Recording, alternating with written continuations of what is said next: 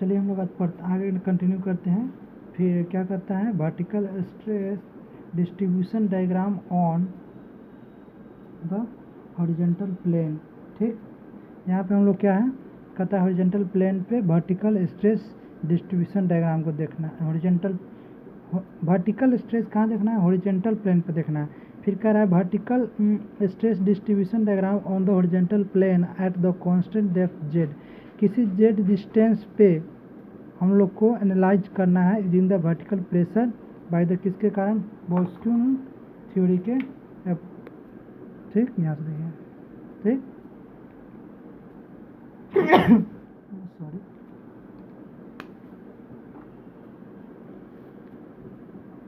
उसके बाद कहता है सिग्मा जेड कितना आया था, K B by Q into Z का square, K B by Q Z का स्क्वायर। तो वहाँ से हमारा के बी का क्या वैल्यू था, ज़रा याद कीजिए। के बी का हमारा वैल्यू था 3/2 पाई इंटू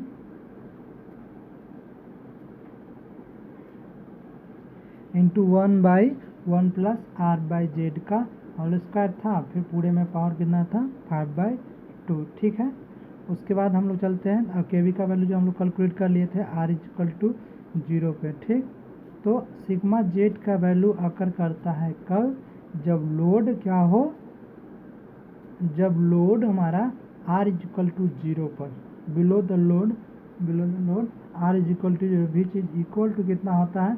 अगर मैक्सिमम वर्टिकल स्ट्रेस का हमारा मैक्सिमम वैल्यू पूछेगा तो हम उसको क्या बोलेंगे, तो भैया मैक्सिमम वैल्यू आपको चाहिए तो आप r को 0 कर दीजिए और sigma z=0.4775 Q by Z कर लीजिए, जेड स्क्वायर कर लीजिए। ठीक, उसके बाद चलिए हम लोग को तो मेन था डिस्ट्रीब्यूशन डायग्राम देखना ना, तो डिस्ट्रीब्यूशन डायग्राम देख रहे हैं हम लोग। तो क्यू बाई क्या हो गया, क्यू बाई यही हमारा डिस्ट्रीब्यूशन डायग्राम है। अब देखिए आर का वैल्यू तो हम लोग 0 रखे हैं और जेड का वैल्यू, तो जेड का वैल्यू यहाँ पे हम लोग 0 रखे हैं। ठीक, जेड का वैल्यू जेड का वैल्यू हम लोग 0.5 रखें, ऊपर वाला जो फार्मूला है ना आपका, ठीक, वहाँ पे जेड का वैल्यू कितना रखें, 0.5। इधर किसका वैल्यू है, आर बाई जेड का रेशियो है, ये किसका है, आर बाई जेड का हमारा रेशियो है। ठीक, और जेड का वैल्यू पुट नहीं किए हैं। तब देखिए क्या क्या फार्मूला मिलता है, क्या हो रहा है, इक्वल डिस्ट्रीब्यूशन हो रहा है। ठीक, डिस्ट्रीब्यूशन हो रहा है ना, तो 0.4775 क्यू बाई जेड स्क्वायर, फिर है 0.2733 क्यू बाई जेड स्क्वायर, फिर 0.0844 क्यू बाई जेड स्क्वायर, फिर 0.0085 क्यू बाई जेड स्क्वायर। ठीक, उसके बाद कांस्टेंट हो जाएगा वैल्यू इतना ही 0. ठीक, दोनों तरफ सेम है। यहाँ से क्या पता चला, यहाँ से पता चला कि हमारा डिस्ट्रीब्यूशन क्या हो रहा है, इक्वल सिमेट्रिकल हो रहा है। ठीक, और उसके बाद हम लोग आगे चलते हैं। देखिए, तो हम लोग जब आगे चलते हैं तो देख लीजिए क्या मिलता है हम लोग को।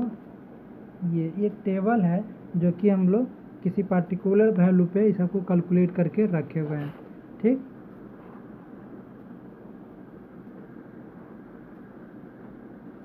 आप देखिए यहाँ पे हम लोग क्या देख रहे हैं, कह रहे हैं तो वर्टिकल स्ट्रेस डिस्ट्रीब्यूशन डायग्राम जो हमारा है हॉरिजॉन्टल प्लेन पे कैसा शेप आ रहा है, बेल शेप। बेल शेप जानते हैं एक बार और कहाँ आया था, मैथ में जब हम लोग प्रोबेबिलिटी पढ़ रहे थे ना, तो वहाँ पे एक बेल शेप का आया था, पॉइजन्स रेशियो वाला में आया था ना। पॉइजन्स डिस्ट्रीब्यूशन नहीं करते हैं, पॉइजन डिस्ट्रीब्यूशन जब करते थे मैथ में, याद होगा आपको। देखिए इस तरह का, ऐसे और फिर ऐसे, ये वाली ऐसे, ये वाली ऐसे। तो उसी तरह का यहाँ भी शेप है, वहाँ भी आया था बेल शेप का जिसको बोलते हैं। ठीक, यहाँ भी जस्ट लाइक उसी तरह का शेप आया है। तो maximum stress is just below the line of action of concentrated load और स्ट्रेस डिक्रीज एट एसिम्प्टोनिक। ठीक, कैसे डिक्रीज करता है, एसिम्प्टोनिक डिक्रीज करता है। ठीक, और कहाँ पे मैक्सिमम होता है, जस्ट बिलो। अब पूछेगा भैया मैक्सिमम कहाँ होता है, तो मैक्सिमम हमारा below the line of action of concentrated load. ठीक, उसके बाद कहता है आर बाई जेड का हमारा रेशियो पता है, आर बाई जेड और के वी का वैल्यू कुछ कांस्टेंट निकाल लिए हैं तो सिग्मा जेड पता चल जा रहा है। और डिस्क्रिप्शन देख लीजिए, तो आर बाई जेड का वैल्यू, आर का वैल्यू 0 है, मान लीजिए आर का वैल्यू हमारा, देखिए आर का जो वैल्यू है इस लाइन पे आर का वैल्यू क्या है, आर का वैल्यू हमारा 0 है, ठीक।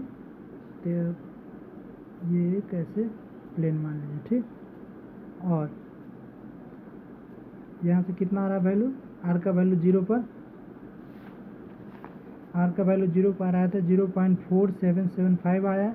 फिर कहता और के वी का सब वैल्यू है 0.5 पे आ रहा है 0.2733 और आर बाई जेड पे आया है कितना 0.8442 है 0.0085 और 1.5 पे कितना आया हमारा 0.00239, ठीक है, यहाँ तक क्लियर है। फिर उसके बाद देख लीजिए डिस्क्रिप्शन में क्या मैक्सिमम वैल्यू हमारा r इक्वल टू 0 पे जो आया था। उसके बाद जब r बाई जेड का रेशियो हम लोग 0.5 रखते हैं, हाफ रखते हैं, तो हमारा क्या होता है, कितना आता है 57.24% of sigma max. Sigma max का जो हमारा वैल्यू है उसका कितना परसेंट आ जाता है 57.24% आ जाता है, ठीक। यदि आप 1 कर दीजिए रेशियो को, तो 1 कर रहे हैं रेशियो को, तो वहाँ से हमको क्या मिल रहा है 17.67% ऑफ सिग्मा मैक्स। फिर उसके बाद और घट रहा है, देखिए धीरे धीरे घट रहा है।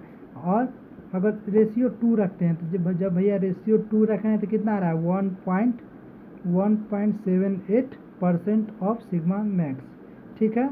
और जब रेशियो 1.52 रखते हैं तो हमारा क्या वैल्यू मिलता है 5% ऑफ सिग्मा मैक्स। तो सिग्मा मैक्स अब 5% चाहिए, 5% सिग्मा मैक्स का वैल्यू हमको 5% चाहिए, तो उसके लिए आर बाई जेड का वैल्यू हमको कितना रखना पड़ेगा, तो 1.52 रखना पड़ेगा, ठीक। उसके बाद हम लोग आगे चलते हैं। अब देख लीजिए आगे हमारा क्या है, कह रहा है जब Q का वैल्यू 1 हो जाए, भैया ध्यान दीजिएगा, Q का वैल्यू 1 यूनिट लोड मान लेते हैं। Diagram known as the influence diagram for the vertical stress at any point. तो उस डायग्राम को क्या करते हैं, इन्फ्लुएंस डायग्राम करते हैं। जब Q का वैल्यू हमारा 1 हो जाए, आप स्ट्रक्चरल एनालिसिस में पढ़िएगा कि जब Q का वैल्यू हम लोग कहीं भी लोड P का वैल्यू 1 रहते हैं तो इन्फ्लुएंस लाइन डायग्राम शो करते हैं, जब यूनिट डिफ्लेक्शन और यूनिट लोड के कारण, वो आप पढ़िएगा स्ट्रक्चरल एनालिसिस में, ठीक। और तो यहाँ पे हम लोग जब Q का वैल्यू 1 कर दिए तो क्या मिला डायग्राम, इन्फ्लुएंस डायग्राम मिल रहा है वर्टिकल स्ट्रेस का, ठीक। और आगे हम लोग चलते हैं, हमारा क्या है, फिर कह रहा है कि vertical stress diagram along the vertical line. अभी थोड़ा देर पहले हम लोग किस में देखे थे, हॉरिजॉन्टल लाइन में देखे थे। अब हम लोग कहाँ देख रहे हैं, हम लोग वर्टिकल लाइन में देख रहे हैं। तो भैया हॉरिजॉन्टल लाइन में देखे थे तो क्या क्या मिला था, जब आर बाई जेड का वैल्यू 0 रखे हैं तो ये तो 100% था, सिग्मा मैक्स था। फिर जब उससे कम किए, जब सिग्मा बाई जेड का वैल्यू बढ़ाते गए तो sigma max, R by Z का वैल्यू बढ़ाते गए तो सिग्मा मैक्स का वैल्यू हमारा क्या हुआ, घटते गया था। सिग्मा मैक्स का जो अलग अलग पॉइंट पे था वो घट रहा था। फिर कहता है vertical stress on the vertical line first increase with increase in depth and reaches up to the maximum value and start decreasing beyond it with the further increase in depth. ये हमको बता रहे हैं कि वर्टिकल स्ट्रेस का value बढ़ेगा कैसे, जब आप डेप्थ बढ़ाइए वर्टिकल स्ट्रेस का वैल्यू बढ़ रहा है, बढ़ रहा है, बढ़ रहा है। एक ऐसा समय आ रहा है, एक ऐसा डिस्टेंस आ रहा है जहाँ से उसका वैल्यू घटना शुरू हो गया, और डेप्थ का वैल्यू बढ़ा रहे हैं तो क्या हुआ, अब घटना शुरू हो गया, ठीक है। ये फिगर में आप देख लीजिए, देख रहे हैं फिगर, और ये देख लीजिए वर्टिकल लाइन का बात हुआ था, ठीक। यहाँ से देख लीजिए, और ये बढ़ रहा है हमारा जेड का वैल्यू, डेप्थ है जेड क्रीज कर रहा है ना, ठीक किया। और उसके बाद ये एक लाइन यहाँ से देखिए बढ़ रहा है, बढ़ रहा है, बढ़ रहा है, और यहाँ से क्या हुआ, घटना शुरू हो गया, ठीक। सिग्मा जेड का वैल्यू घटना शुरू हो रहा है ना, और कहाँ पे, मैक्सिमम वैल्यू कहाँ पे आता है हमारा 1.22 मीटर पे आ रहा है। 1 पॉइंट मैक्सिमम जो वैल्यू हमारा मिल रहा है 1.22 मीटर पे मिल रहा है, और आर का वैल्यू कितना 1 मीटर और जेड का वैल्यू 1.22 मीटर। ठीक है, यहाँ तक क्लियर है। और एंगल कितना बनेगा, एंगल जो बनेगा हमारा 39.15। ठीक, उसके बाद हम लोग चलते हैं आगे। अतः maximum vertical pressure on the vertical line and occur when the angle be made by the polar रे अटेन द वैल्यू कितना 39 डिग्री 39 मिनट इंटू कितना 53 सेकेंड। ठीक, कितना सेकेंड 53 सेकेंड। यहाँ तक ठीक है। From the point of load, यहाँ पे देखिए इंक्रीज किया था डेप्थ के साथ, फिर क्या था फर्दर इंक्रीज किया था जब इसको डिक्रीज किए थे कौन सा मैक्सिमम वैल्यू से। ठीक, यहाँ तक क्लियर है। उसके बाद हम लोग आगे चलते हैं। आगे हमारा क्या है, जब सिग्मा जेड का वैल्यू मैक्स है तो del sigma Z by del Z is equal to 0। हमको सिग्मा जेड की वैल्यू मैक्सिमम जाने के लिए हमको तो 0 करना ही पड़ेगा। ठीक, तो क्या कर रहे हैं हम लोग, डेल 3q बाई 2 पाई कितना हो गया जेड का Q Z square 1 plus R square कितना 5/3। ये वही फार्मूला है जो पहला जब 3 इक्वेशन आपको दिखाए थे ना, तो उसी में से ये पहला फार्मूला है। ठीक, बस इसको एलसीएम लेके ऊपर कर दिया गया। ठीक, इस कैलकुलेट किया इस पार्ट को। ठीक, उसके बाद इसका डिफ्रेंशिएट किए। डिफ्रेंशिएट देख लीजिए, थोड़ा सा लॉन्ग प्रोसेस होगा। डिफ्रेंशिएट क्या u बाय v पे जाएगा, और u पहले किए कि इसका डिफ्रेंशिएशन आपको समझा देते हैं। चलिए, तो डिफ्रेंशिएशन तो आपको आता ही होगा आई होप।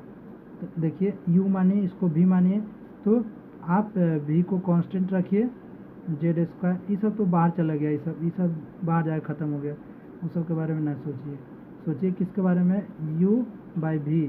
तो u बाई वी तो Z square plus R square का पावर कितना है 5/2। इसको आप कांस्टेंट मानिए, यहाँ पे इसका डिफ्रेंशिएशन कीजिए, 3 जेड स्क्वायर हो गया माइनस, अब इसको आप कांस्टेंट मानिए और इसका डिफ्रेंशिएशन कीजिए, नहीं इसको कांस्टेंट मानिए और इसका डिफ्रेंशिएशन कीजिए। तो इसको आप कांस्टेंट माने तो क्या हो जाएगा, इसको आप कांस्टेंट तो जेड क्यू हो जाएगा, जेड क्यू हो गया। और ये सब का डिफ्रेंशिएशन क्या होता है एन इंटू एन माइनस 1 होता है ना एक्स का पावर, तो कितना हो गया 5/2 इंटू जेड का स्क्वायर प्लस आर का स्क्वायर इंटू यहाँ से -1 कितना 2.5 है ना जी, 2.5 में से 1 माइनस कीजिए कितना 1.5 बचेगा ना, तो 2.5 में से 1 माइनस कर दिए तो 1.5 बचा, इंटू इसके रिस्पेक्ट में कर रहे हैं तो इंटू 2z हो जाएगा, इसका डिफ्रेंशिएशन करेंगे। ठीक है, यहाँ तक क्लियर है। और जो नीचे v होता है, v का स्क्वायर होता है, तो v का स्क्वायर कीजिए तो 5/2, तो 2 कैंसिल हो गया तो कितना बचा 5 बचा। ठीक है, यहाँ तक क्लियर है। और इसको वैल्यू इस पूरे को 0 करना है, तो इसको तो हम लोग 0 करेंगे नहीं। ठीक, इसको इधर क्रॉस मल्टीप्लाई किए 0 हो गया, और ऊपर वाला पूरा वैल्यू को आप 0 कीजिए, बस ये अलजेब्रिक कैलकुलेशन है, आप कर लीजिए। यहाँ से हम लोग क्या पाते हैं, यहाँ से हम लोग पाते हैं कि r बाई जो जेड का रेशियो है कितना है, r बाई जेड का रेशियो क्या है 2√2/3 इक्वल टू 10 बीटा इसको बोलते हैं। ठीक, इसका कितना वैल्यू आ रहा है √2/3, तो बीटा का वैल्यू कितना आ जा रहा है हमारा सर, यहाँ पे जो अभी आपको बताए थे 39 डिग्री 13 मिनट इतना सेकेंड। ठीक, यहाँ तक क्लियर है, आगे चले बोलिए। ठीक है,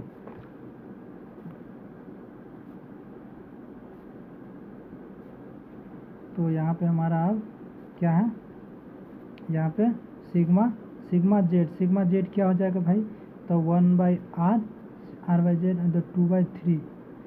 सिग्मा जेड के लिए यहीं तक कर रहे थे, तो r बाई जेड का वैल्यू कितना, तो √2/3 आया है, √2/3 पुट किए, तो यहाँ से हमको क्या मिल रहा है, सिग्मा जेड का वैल्यू कितना मिल रहा है 0.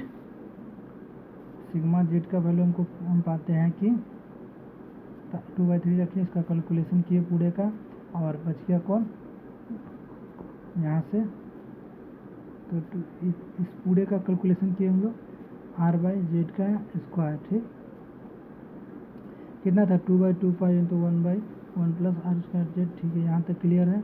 और आर बाई जेड का वैल्यू हमको √2/3 रखेंगे तो कितना हो जाएगा, स्क्वायर है तो 2/3 हो गया। यहाँ 3 और 2 कितना हो गया 5, तो 3/5 हो जाएगा, 3/5। यहाँ से कैलकुलेशन कीजिए ना जी, तो यहाँ से कितना हो गया 2, तो यहाँ से 2 और 3 2 5, ये 2 तो 3/5, तो 3 का कितना हो गया 9/5 दूना 10। ठीक, और इसको हम लोग इसको मल्टीप्लाई किए, इसको कैलकुलेशन किए, तो यहाँ से हमारा क्या मिल रहा है,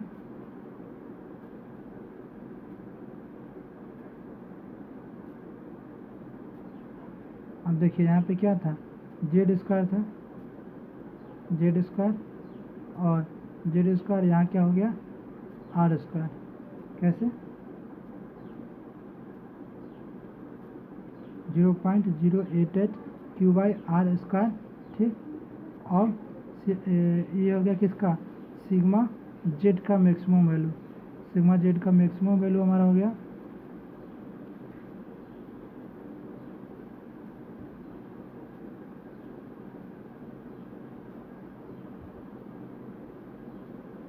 यहाँ पे आप आर स्क्वायर से मल्टीप्लाई कर दीजिए, आर स्क्वायर से डिवाइड कर दीजिए।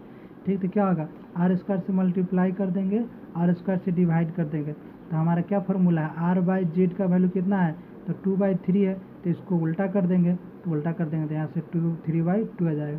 सिंपल है, बस आप थोड़ा सा करके देखिए। ठीक, उसके बाद कितना आ गया मैक्सिमम वैल्यू 0.088 Q/r स्क्वायर के टर्म में हमारा आ गया।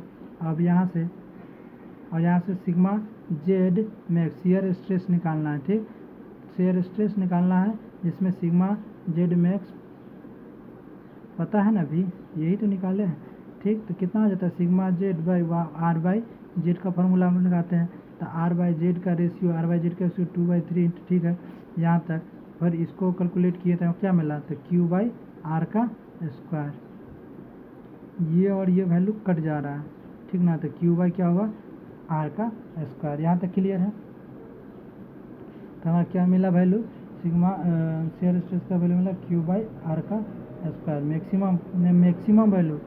और उसके बाद हम क्या मिलता है, और दूसरा जो थियोरी था वेस्टर्न गार्ड, तो वेस्टर्न गार्ड थ्योरी का क्या क्या प्रोसेस है उसके बारे में हम लोग बात कर रहे हैं, तो वो करेंगे नेक्स्ट लेक्चर में। Thank you.